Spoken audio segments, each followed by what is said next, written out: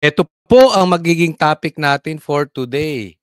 Una, katapusan na ng mga tuta. Nako, magkakaroon na ng review doon. Konting tiis na lang mga banateros, banateras dahil talagang nalalantad na itong mga tuta. Lalong-lalo na, hindi lang sa Kongreso, hindi lang sa mga pulis, hindi lang sa politiko, sa Senado. Pangalawa, anak ni Boying, dawit sa flood control. Ayan, sinasabi natin. Di umano.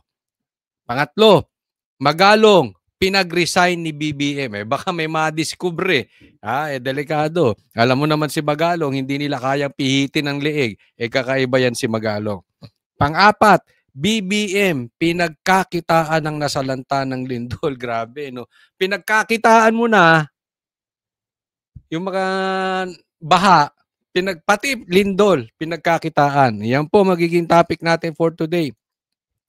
Bago tayo magsimula, muli po nagpapaalala ko huwag niyo pong kalimutan, i-like po ninyo itong vlog na ito. And sana po doon sa mga hindi pa po subscriber ng channel na Coach Oli News PH o ni Coach Oli, sana po matulungan po ninyo ako konting lambing. Mag-subscribe po kayo dyan, ha? Paki-check nyo lang, paki-check nyo kung hindi pa kayo nakasubscribe. Okay? Hindi na po natin pagtatagalin. Diretso na po tayo agad sa ating topic dahil kay Coach Oli, bida ang balita. Okay, pag-usapan po muna natin itong balita na ito bago natin puntahan itong mga magre-resign or mapapahiya. Yung mga tuta, meron tayong nakuhang scoop patungkol dyan. Mababaligtad na. Babaligtad rin natin ang Senado. At ito pa, yung pinagkakitaan ni BBM. Mamaya-maya po yan, lahat po yan.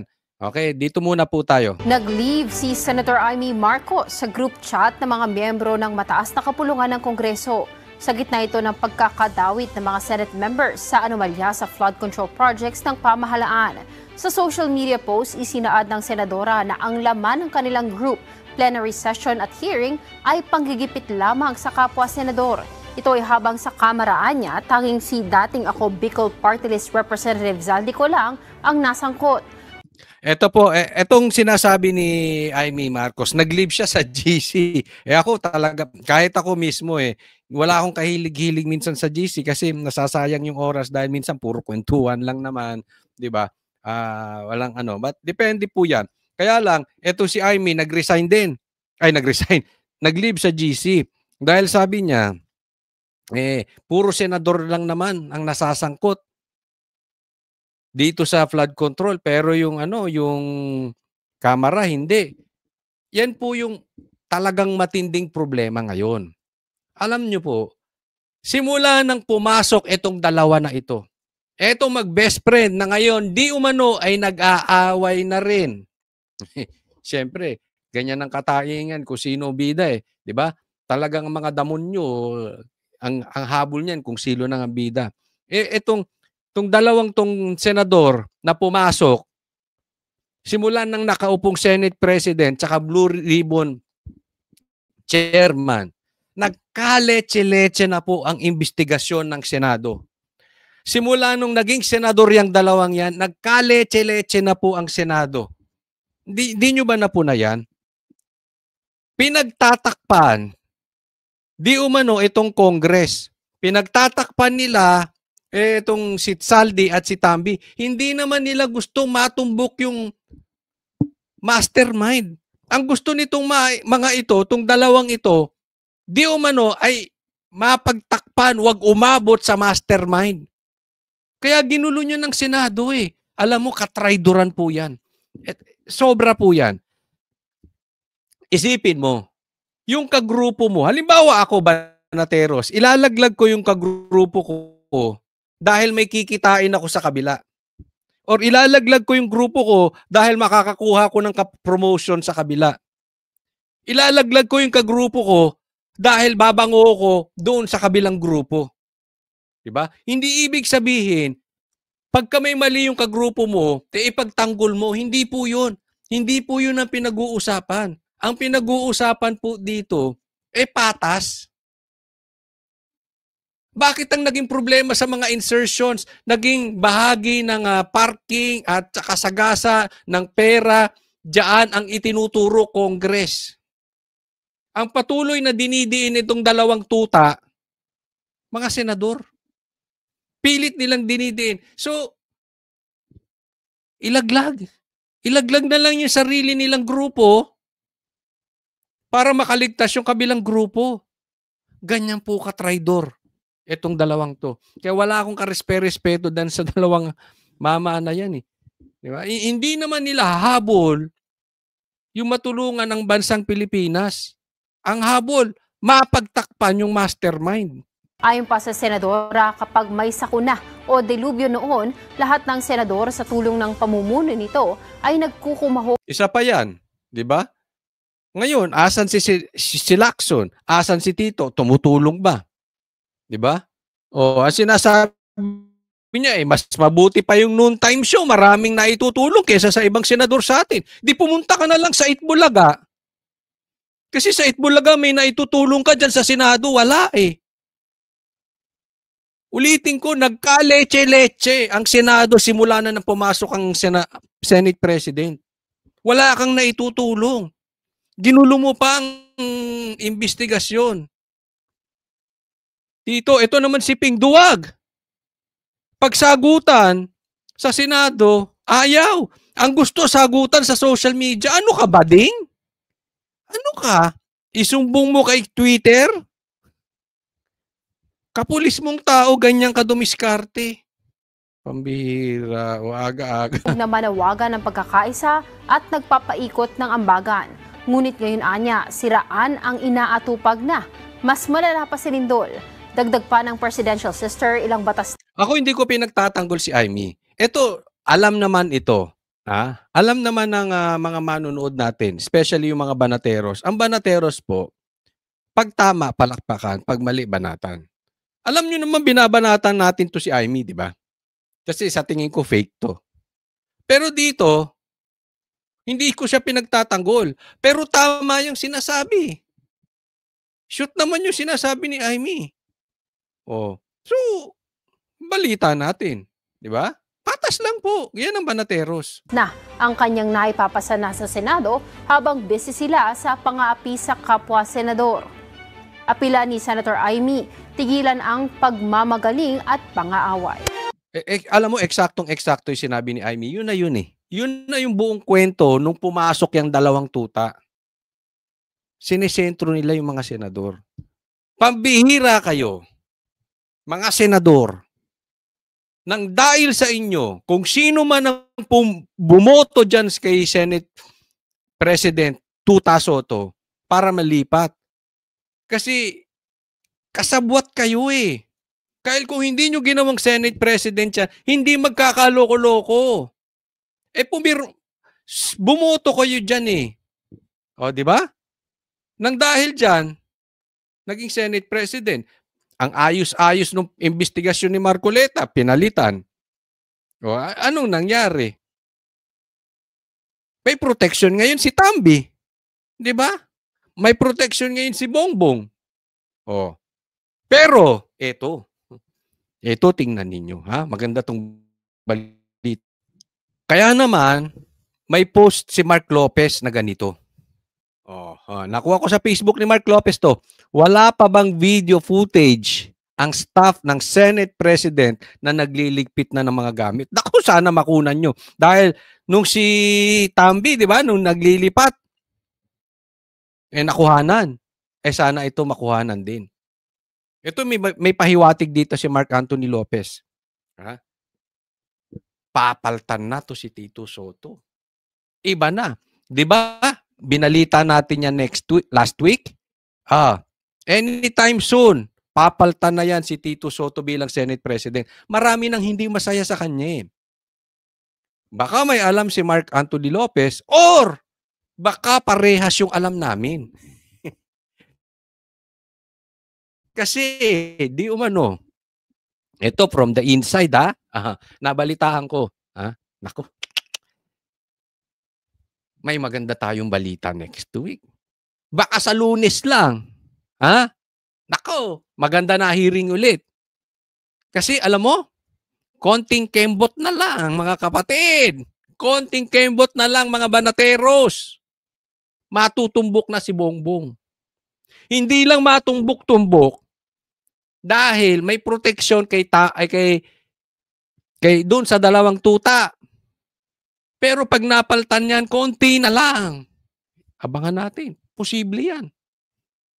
Next week, malapit yan. Maganda tong post ni Mark Anthony. Ito, ipapakita ko.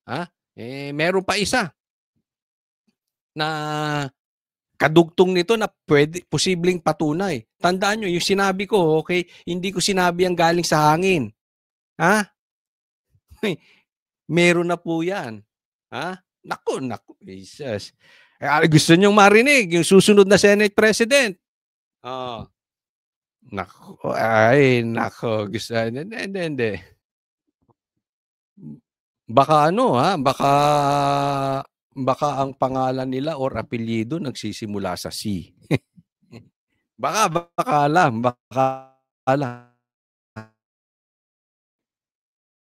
Ito, tingnan nyo po itong post na ito. Ito, nakuha ko to kung di ako nagkakamali sa ABS. Okay? Anong sabi ni Ejercito?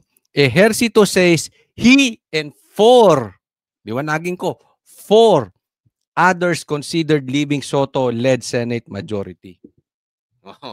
Bakit importante yung 4? Kasi nga, di ba, 15 ang bumoto kay Tito Soto sa majority. Siyam doon sa minority, dyan sa grupo ng Duterte Bloc. Pag yung 4 lumipat sa minority, dyan sa Duterte Bloc, yung Duterte Bloc, majority na naman. Kasi 9 plus 4, 13. Eksakto. Eksakto. Malalim po ang ibig sabihin niya ni Ejercito. Kasi pag may 13 na, ay iba na. Iba ng Senate President. Definitely, pag iba na Senate President, iba na ang magiging Blue Ribbon Chairman. Definitely, pag iba na Blue Ribbon Chairman, kembot ka lang, mga kaliwat kanan lang. Yung mga ilang 8 counts lang, si Bongbong na. Sigurado na yan, matutumbong lang si Bongbong. Wala namang patuputunguhan to eh. Makahagalaw ba si Saldico kung walang Tambi? Makahagalaw ba si Tambi kung walang Bongbong? Sindikato yan. Di ba? Di umano. Hindi ko sinasabing sindikato per se. Pero galawan yan eh. To commit a crime. What is the crime? Yung ghost projects. Flood control projects. Hindi po pwedeng makaiwas si Bongbong dyan. Nag-insert siya na nag-insert. Di ba? Para kang nag-insert. Tapos nabuntis, sasabihin mo, hindi ka kasali?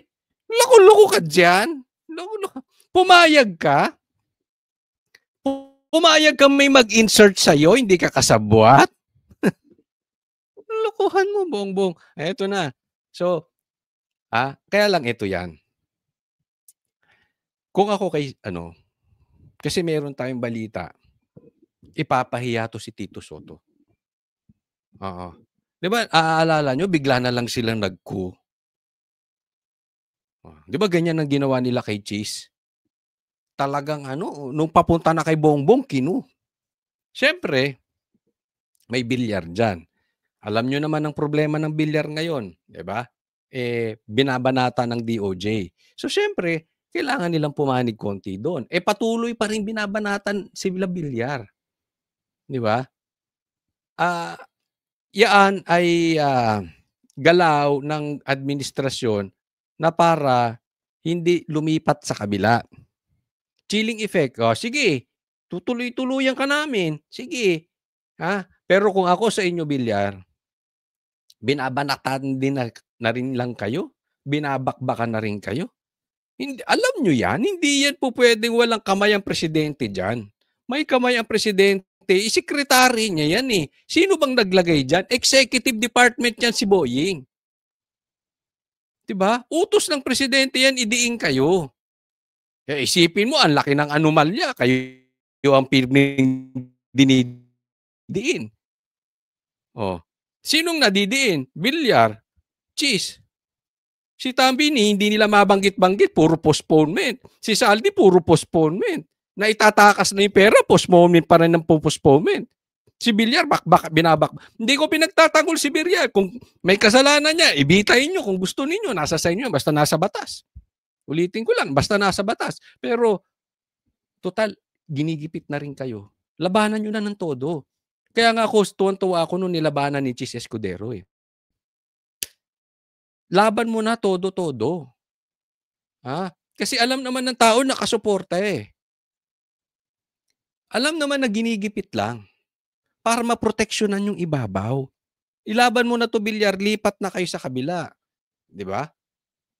Napunta lang yan dyan dahil nagkagipit-gipitan May Cayetano pa sa kabila. Yung kapatid, pwede na rin lumipat. 4 na sila. Si Subiri, lilipat na rin yan. 'Di ba? Balak ipahiya. Pero kung ako sa'yo, Tito Soto, since ipapahiya ka lang, mag-resign ka na lang. Mas maganda yun. Sabihin mo, total, hindi na masaya ang aking mga kasamaan sa paglilid ko as Senate President. I would rather go down. And then we elect sino ang susunod na Senate President. Ika nga, graceful exit. Kesa yung ginawa ninyo na pakudeta ni Lacson, gagawin sa'yo. Sa bagay, kung paano ka humusga sa iba, yan din ang magiging basihan kung paano ka huhusgahan. But it's your choice. Mapahiya ka o mag-resign ka. Next. Ito po, tingnan natin ito. Ito yung isang parte naman nung tuta. Tandem yan buy one, take one yung tuta. Ito yung isang tuta. Sabi niya, ramdam ko ang ating kaibigan na si Mayor Jenny Barsaga bilang mayor ng Dasmariñas City. Abala sa paglilingkod sa kanyang nasasakupan. Ang huling bagay na kailangan niya ay ang kasamaan ng mga taong ginagamit ang kondisyon ng kanyang anak na si Kiko para isulong ang pansariling agenda sa politika. Ayan. So, lumalabas nanay niya.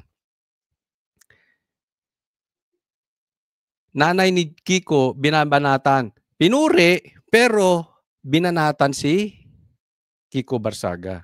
Tingnan mo naman to si Kiko. Si Senator Ping. Para kang Pinky. Hindi bagay sa iyo. Kaya ping, ping. Parang may binaril. Ping. Pero parang Pinky. Pinersonal na personalan ang laban. Personal na siya. Iba na ang atake mo. Meron akong mga may nag-aaway. Magkakilalang mga dingba. Wala na di ba? Kunwari, pinuri yung nanay, tapos binanata naman si Kiko na parang may sayad. Ano ba yung kondisyon ng kanyang anak? Alam mo, kung may sabit man, may sayad man si Kiko, at least, hindi bading. May paninindigan. Diba? Doon sa tama. Hindi yung alam nyo ng mali, alam nyo ng mastermind, pinagtatanggol nyo pa. Diba? Dapat may tayo. Kaya ang sagot naman ni Kiko, wala kang bang salamin sa bahay? Di mo ba alam na ginagamit ka lang ni Romualdez at Marcos? Pasok sa mga shoot na shoot.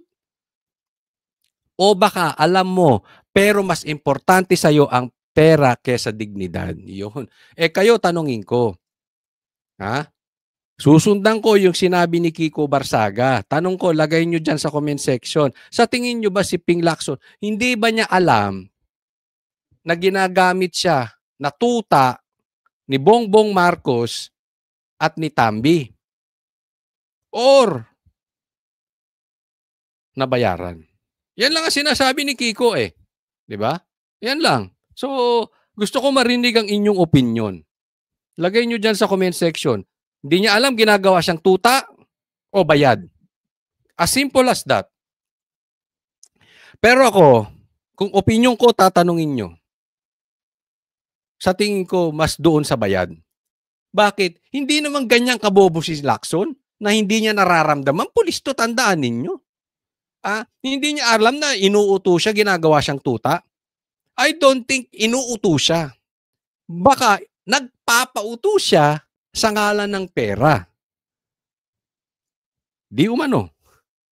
Posible po, posible. Pero may isa pang bagay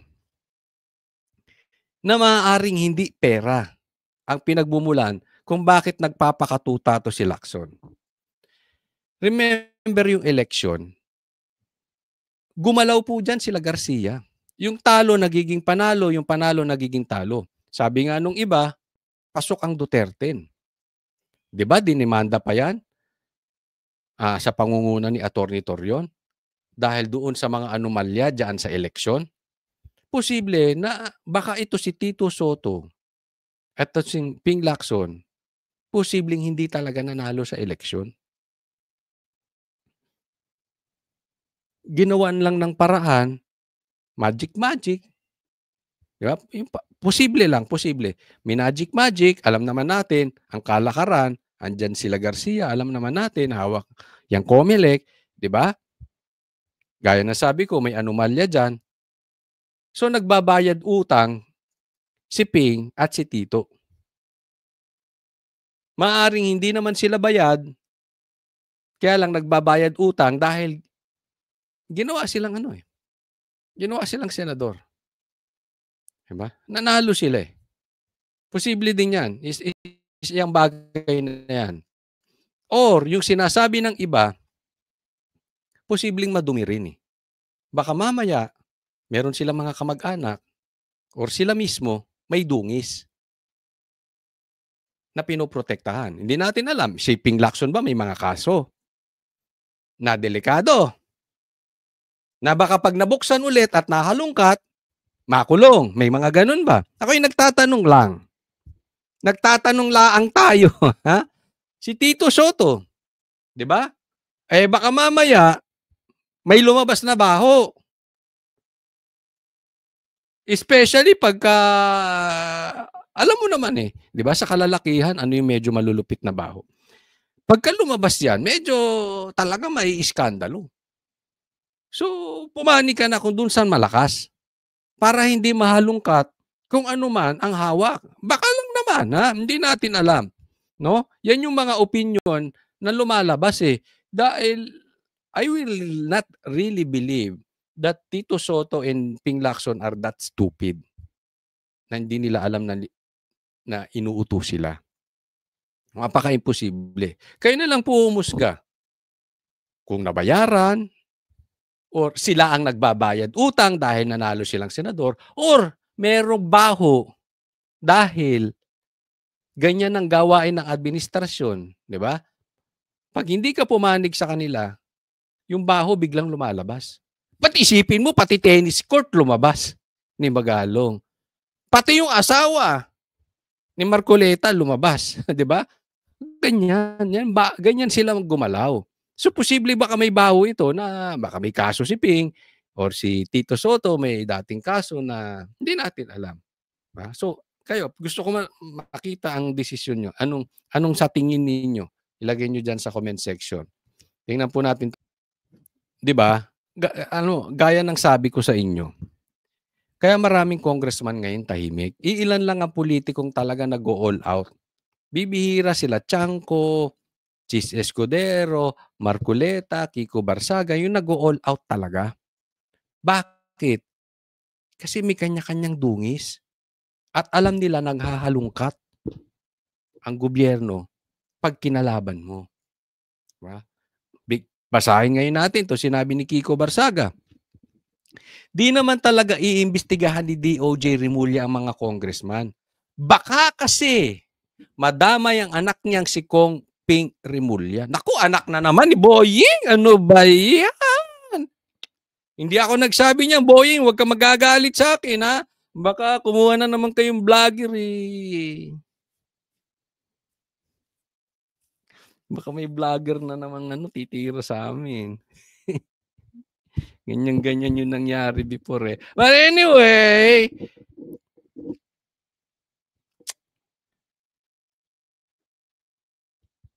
baka madamay yung anak mo.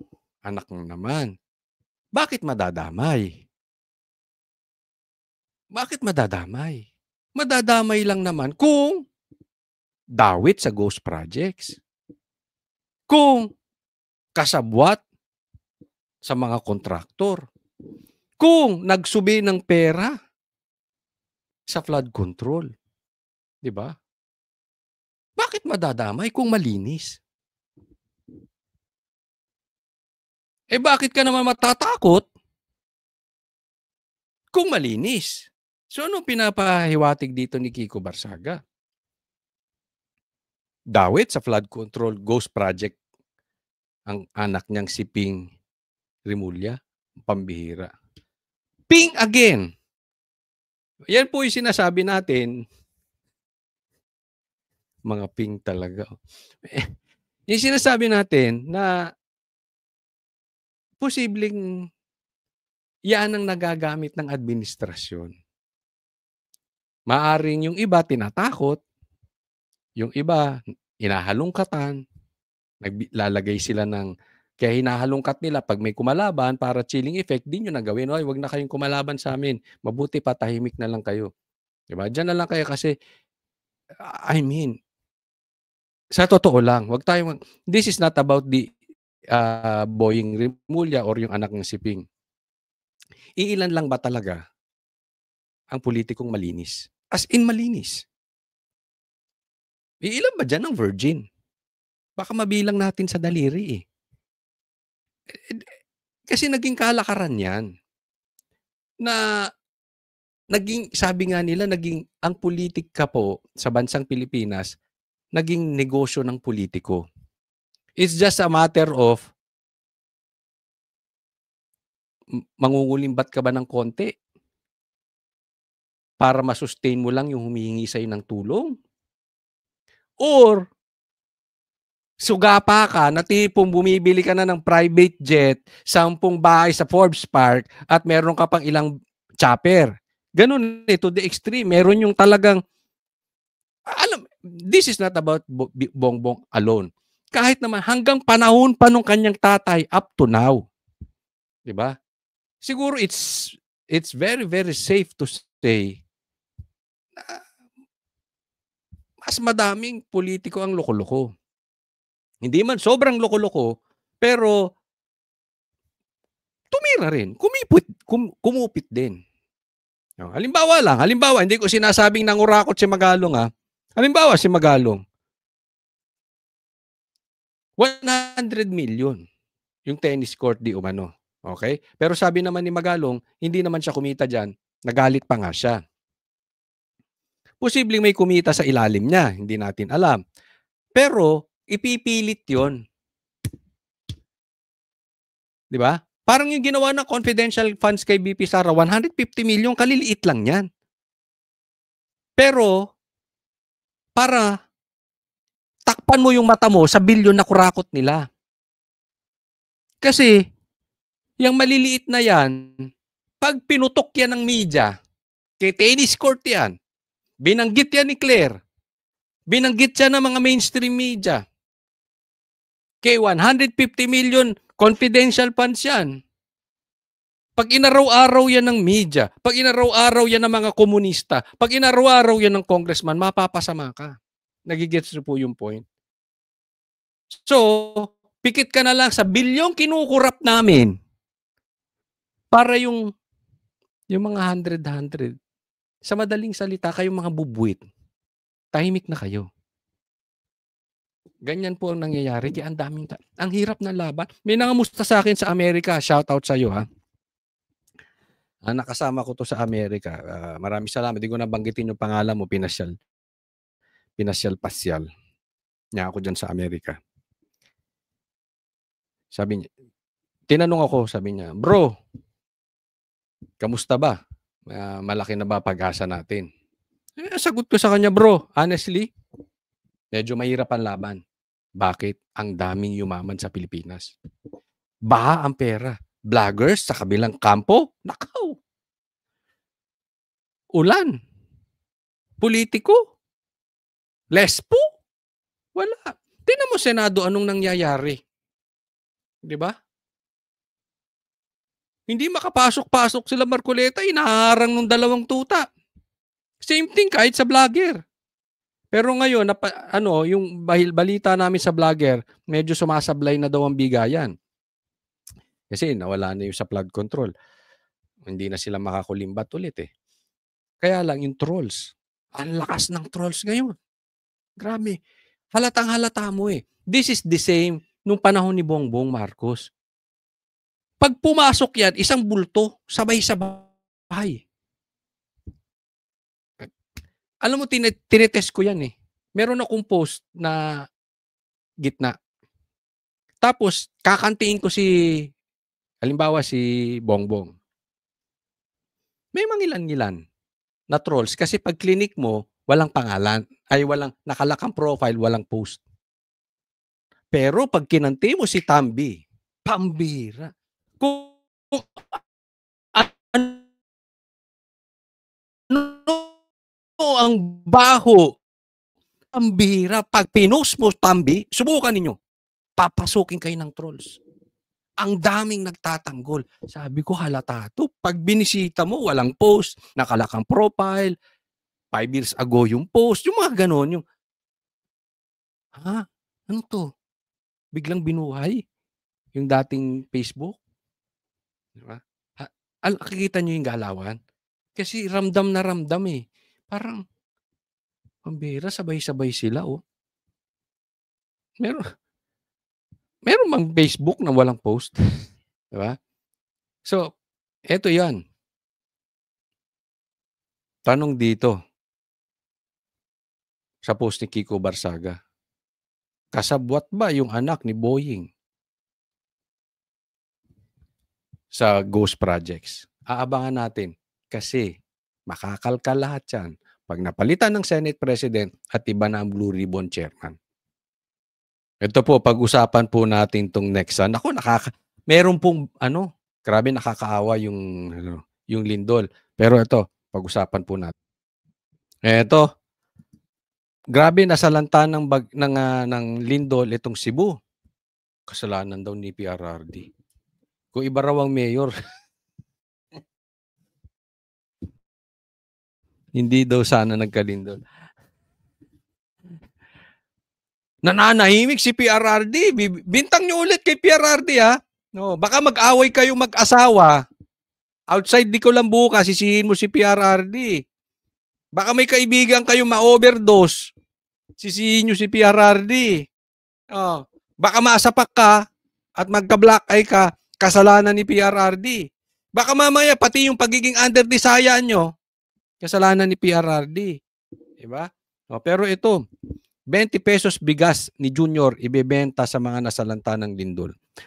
Nakalagay, magkakaroon ng access ang mga pamilyang apektado ng malakas na lindol sa Cebu, Masbate at Eastern Samar. So pag kayo ay taga Cebu at taga Masbate at Eastern Samar na naapektuhan kayo, nasalanta kayo ng lindol, naapektuhan kayo ng lindol, may access kayo. Pagka wala. May 20 pesos na bigas kayo. Bibili kayo. Kada kilo ng bigas ni Junior matapos ipag-utos ni Agrisec Tio Laurel Junior ang pagpapatupad ng programa. Pinagkakintaan nyo pa, animal. Ibigay nyo na.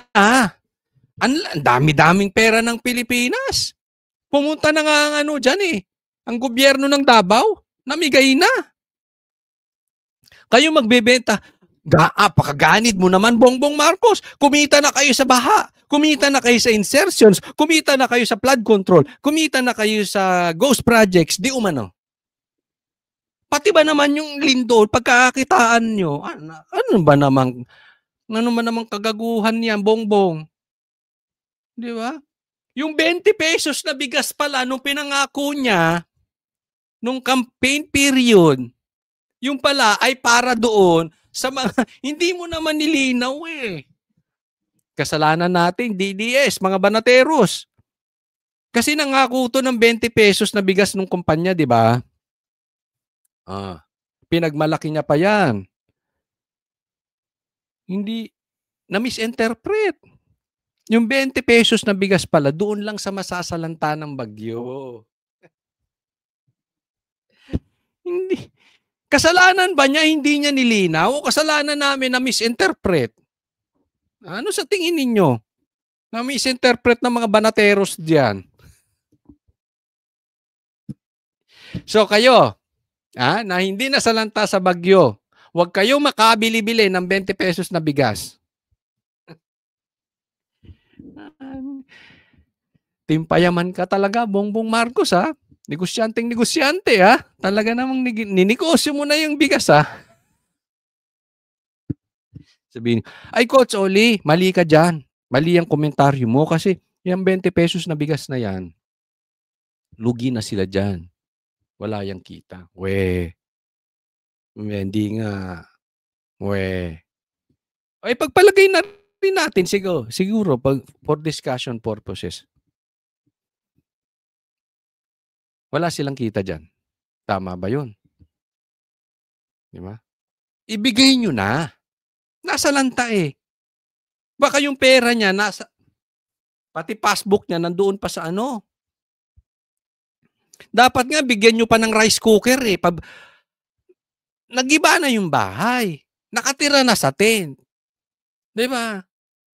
Samahan mo na ng rice cooker. Huwag mong sabihin magbebenta ka pa rin ng rice cooker. Mura naman, Coach. 50%. Parang ikaw yung tropa ko eh. Ninegosyo pa ako. Sabi ko mag-reunion tayo. Ay sige, doon tayo sa ano. Doon tayo sa, kung nanonood ka man, doon tayo sa kape ko. Sa kape namin. No, may 50%. Pambihira ka. Sagot ko na yung reunion. Hindi ka na mag-aambag. Ninegosyo mo pa ako.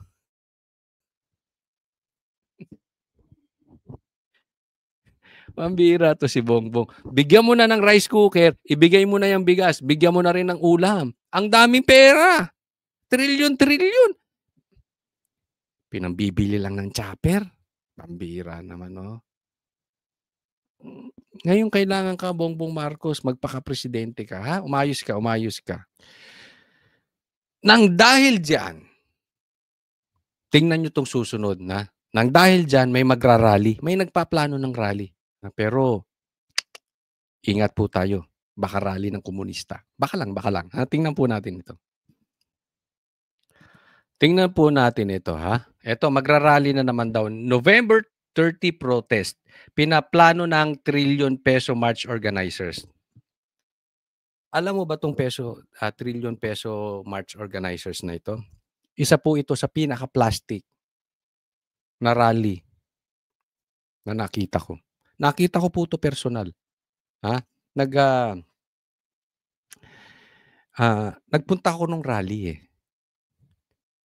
Aanhin mo ang rally kung hindi mo kayang pangalanan yung mga korap. Kasi sabi, hindi coach, hindi namin sasabihin BBM resign. Hindi ito rally ng politika. Ito ay rally laban sa korupsyon. Sino ba korap? Di yung politiko. Bobo lang. O sige, ayaw nyo pag-resignin. Ba't hindi nyo mapangalanan? Anong nirarally nyo dyan? Against korap. O sino yung korap? So para saan yan? Ano mangyayari dyan? Anong end goal nyo dyan? Di ba? O sige, mag-rally kayo. Pero wala kayong pinapangalanan. Basta galit kayo sa korap. Lalo nyo nilito yung taong bayan. Sino ba ang korap? Napaka-ipokrito nung rally na yan. Nagpunta kami dyan eh. Iilan lang yung may tapang na magsisigaw. Kami po, nagsisigaw kami dyan. Wala akong pakialam. Marcos, resign. Marcos, resign. Oo, nakaputi lahat. Ako naka-green. Ano sigaw ko? Duterte. Bakit? Bakit tayo magrarally nang ayaw nyong gawing political? Political rally yan. Napaka-ipokrito nyo. Tapos sino nag-a-attend? Dilaw. Mga politiko yun. Pag iba pupunta, galit kayo, ayaw nyo. Tapos hindi political. Lokohan. Kaliwat kanan. Kaya wag nyo na suportahan yan. Kukontrahin ko talaga yan. Ikakalat natin. Pag magrarally na naman yan at wala ding isisigaw. Kita mo nagtatago sila. Bakit? Dilaw yan eh. Tapos nung dilaw, dahil mabaho na, nagpalit sila ng pink. Mabaho din yung pink para hindi halata puti. Kaya itong rally na ito, hindi para masolusyonan ang problema ng Pilipinas. Itong rally na ito para ipakita kay Bongbong Marcos na malakas sila. Malakas kami. Huwag mong tatabigin ng pink. Huwag mong tatabigin ng mga komunista. Huwag mong pauupuin ang lumalaban sa komunista na si BP Sara. Andito lang kami. Hindi ka magagalaw dyan, Bongbong Marcos. This is our force. Yang rally na yan, it's about their force showing to Bongbong Marcos that they are untouchable. So nagkampihan. No, sige, suportahan ni Bongbong yan. Basta huwag kayo sisigaw ng resign. Nakita nyo kung gaano ka-problematic tong rally na ito?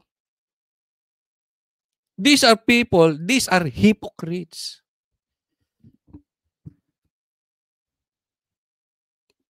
Ito yung mga, bibigyan ko kayo ng halimbawa. Ito yung mga taong sumisigaw-sigaw.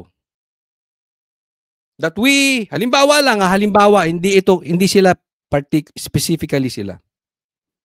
Kami ay Kristiyano. Pero,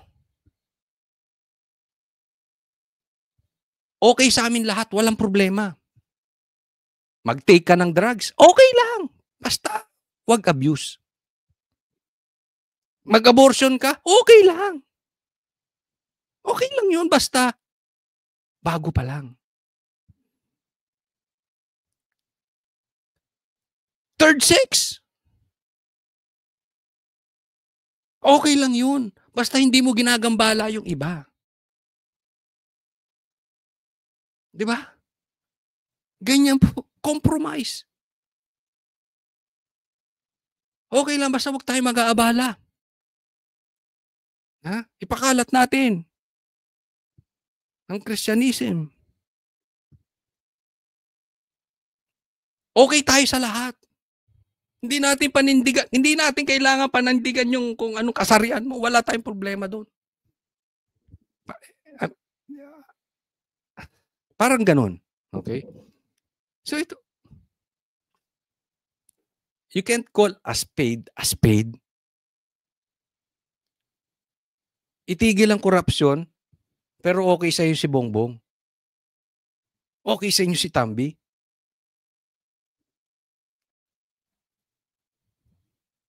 Klaseng rally yan. Next po. Ito, gusto kong daanan ito. Itong patungkol kay Magalong. Di ba si Magalong nag-resign?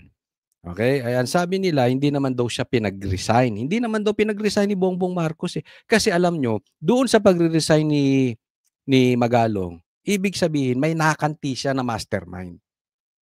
At yung pag-resign ni Magalong, nagre-reflect sa presidente. Kasi, di umano, pinag-resign ni BBM, eto si Magalong. Pero, itinatanggi na Malacanang. Pakinggan natin ang pangangatwiran ni Claire. May nagsabi daw sa kanya na hindi niya trabaho ang mag-imbestiga. Ang trabaho daw niya ay mag-advise lang. Alam niyo ba kung sino nagsabi sa kanya noon? Na hindi daw niya trabaho sa ICI. Ayan. Yan ang problema eh. ICI ka, investigador ka, pero Magalong, wag ka mag-iimbestiga, bawal ka mag-imbestiga. Sino ang nagsabi? Yan po yung tanong. Ay na mag-imbestiga, ang trabaho lang daw niya ay mag-advise. Kaya ano pang ginagawa niya ron? Isang dahilan daw kung bakit siya umalis. Okay, ganito po kasi yan. Na sabi na natin before na siya po ay inalok talaga ng Pangulo. Nalok siya po talaga. At tinanggihan niya po kasi. So kapag ka po nagdoble po yung trabaho niya, there will be conflict doon sa position. Hindi conflict of interest, but more on the position that it will be considered as against the Constitution. Kasi magduduwa daw siya. Why did the palace... Teka muna, ako muna. Hindi mo sinasagot eh. Di ba? Ang tanong, sinong nagsabi na hindi siya pwedeng mag-imbestiga? Iniikot-ikot mo kami, Claire, hindi lahat bobo. Ha? Kung nauuto mo yung mga vloggers nyo, hindi kami.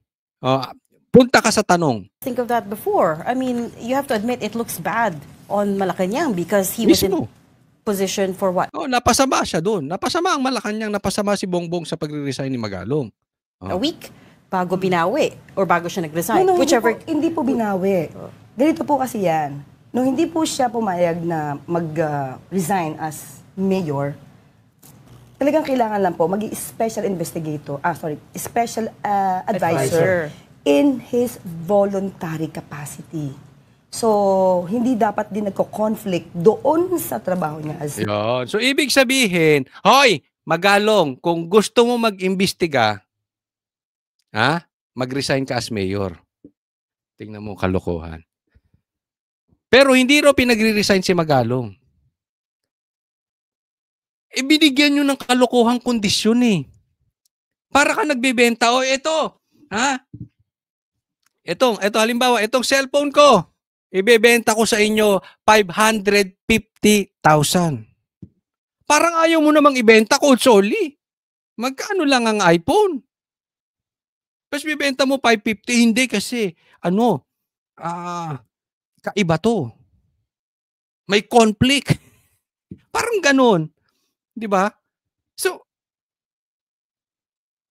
ayaw ni Bongbong Marcos sa madaling salita. Ayaw niya nandyan si Magalong. Hinahanapan kung saan pwedeng ipitin si Magalong. Nanalo ka mayor pag re-resignin mong mayor para maging investigador dahil conflict. Paano naging conflict? Di ba? Yung iba nga, congressman, contractor pa eh. Pinigil nyo ba? Nakatatlong taon nga, tinuloy-tuloy nyo eh. Ito agad-agad. mayor dahil voluntary lang po eh. Pero yung nakita po siguro ng marami na po nakapansin na nag-investigate siya, and at the same time, during sa EDSA's EDSA Shrine Rally, he made a confession that he had no more time for Baguio as a mayor because he's too busy attending his obligations and duties to the ICI. So, definitely, magko-conflict yun, being a mayor. You're saying he tried to resign as Baguio mayor? Baguio He City did not. mayor? He did not want. He didn't want. Yes. Okay. So But that's the reason. You're saying then that the palace expected him to resign? Kasi him to meron take pong over ino-offer. That's why may ino-offer sa kanya. Na mas malaking as the role. Tingnan nyo kung paano tayo inuuto. Simple lang. Ayaw nila si Magalong maging investigador. Bakit? May prinsipyo yung mama. Hindi nila kayang pilipitin ng leeg. Pangalawa, malinis. Kasi pag malinis ka, yung tao matapang. Hanggang dulo, lalaban hanggang dulo. Hindi mo pwedeng takutin ng prime water. Hindi mo kayang takutin ng kung ano-ano. So, anong gagawin mo? Ipitin mo dun sa trabaho niya. Diba? Lalabas naman siyang masama dun sa sa Baguio. As a member of the Yes. commission talaga. Sa member tayo. As a member, and part of it is being an investigator. So that the trade-off for that would have been you take this position but you will have to resign. That Yes. was made clear to him at the Yes. Sabi ng Pangulo, we cannot blame him, pinili niya maging That was made mayor. clear to him at that time? At the time, it was, okay. That when he was being offered as a member? Yes, because at that time, it's the president who made this press briefing, and he was considered as a special advisor.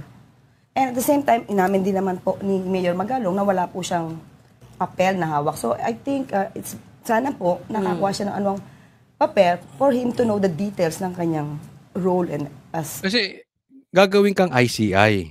Yung ICI is investigative arm. Tapos sasabihin mo hindi ka pwede mag-imbestiga. Hanggang suggestion ka lang. Ano yun? 'Di ba? Hindi. Ayaw nila mag-imbestiga kasi may natutumbok. May matutumbok si Magalong. Madadali mo yung mastermind. Itong lahat kung bakit nagka-letse-letse ang investigasyon sa Senado, bakit yung mga congressman nakafocus sa tennis court, nakafocus doon sa budget ni yung hindi pag-attend ni BP Sara, and all this nonsense is protecting the mastermind. Yan na po ang script dyan. At all cost, sunugin mo na si Saldi. Sunugin mo na ang mga congressman. Sunugin mo na ang mga kontraktor, DPWH, secretary, lahat. Ituro mo lahat. make sure you protect the mastermind. Ganyan po lumalabas sa taong bayan ang script nila. And can we blame the people? Hindi. Lantaran lumalabas, oh. At sinong kakampi nila? Diyan. Pink. Sino ang hindi tinutumbok si Bongbong Marcos? Na political color. Kaya sabi ko sa inyo, wala akong respeto dyan sa sa pink na yan. Walang-wala. Pasensya na sa mga kaibigan ko. Kung hindi nyo naiintindihan to, mga kaibigan kong vloggers na hindi nyo naiintindihan to sinasabi ko. Kasi baka ayaw nyo intindihin. Ayaw nyo tanggapin yung katotohanan. Napanati ko kayo, yes. Hindi ko naman sinasabing perfecto Duterte. Ano sinasabi kong paulit-ulit sa inyo? Present to me kahit sinong politiko, I will support hanggang dulo. Basta lalabanan ng komunista. True and true, hanggang dulo. Hindi yung press release na laban, talagang lalabanan ng komunista. Maraming pinatay na sundalo, yung mga NPA, maraming pinatay na pulis, dumanak ang dugo sa Pilipinas. Sinong lalaban sa droga? Present to me. Diyan sa kulay niyong pinklawan. Susuportahan ko, walang problema. Basta yan dalawa. Eh, sino ba gumagawa niyan? Di ba? Hindi ako bias sa Duterte. Sino ba ang seryosong lumalaban? Hindi ako bias kay Pastor Kibuloy. Alam niyo kung ba't nirespeto ko yung tao? Lumaban ng todo sa mga komunista. Kaya nga nakakulong yan eh. Dahil nilabanan ng komunista eh. Iniipit siya kaya nga ngayon ang lakas ng komunista. Mag-present kayo kung sino.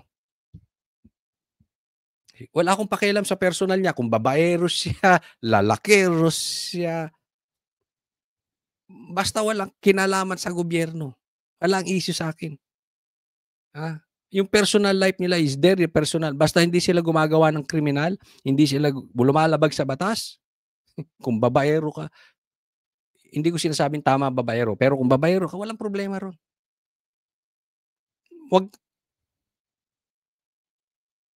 Huwag ka lang magnanakaw. Labanan mo droga, komunista, wala tayong pag-uusapan. Okay, maraming salamat po doon sa mga hindi pa po subscriber ng channel na to. Huwag pong kakalimutan na subscribe naman po kayo. Maraming salamat po sa mga nanonood. Sana po mas subaybayan nyo. Naglalabas po tayo ng 2 to 4 videos a day. So, sana supportahan nyo. God bless everyone.